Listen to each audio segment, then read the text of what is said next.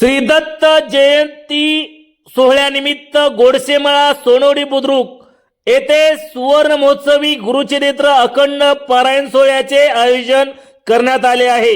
सोनवडी बुद्रुक तालुका फलटण येथील गोडसेमळा येथे गुरुवार दिनांक 27 नोव्हेंबर पासून श्री दत्त जयंती सोहळ्यानिमित्त श्री गुरुचरित्र अखंड पारायण सोहळ्याचे आयोजन करण्यात आले आहे।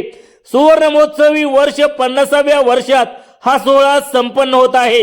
या निमित्ताने श्री गुरुचरित्र अखंड पारायण सोहळ्यात हबप कबीर महाराज अतार शिरूर पुणे, अमोल महाराज सूळ माळशिरस, माऊली महाराज पटाडे कर्जत, सोपान महाराज सानप हिंगोली, चैतन्य महाराज देगलूरकर देगलूर, उमेश महाराज दशरथे आळंदी पुणे, अक्रूर महाराज साखरे बीड आदी नामवंत कीर्तनकारांची कीर्तन सेवा संपन्न होणार आहे।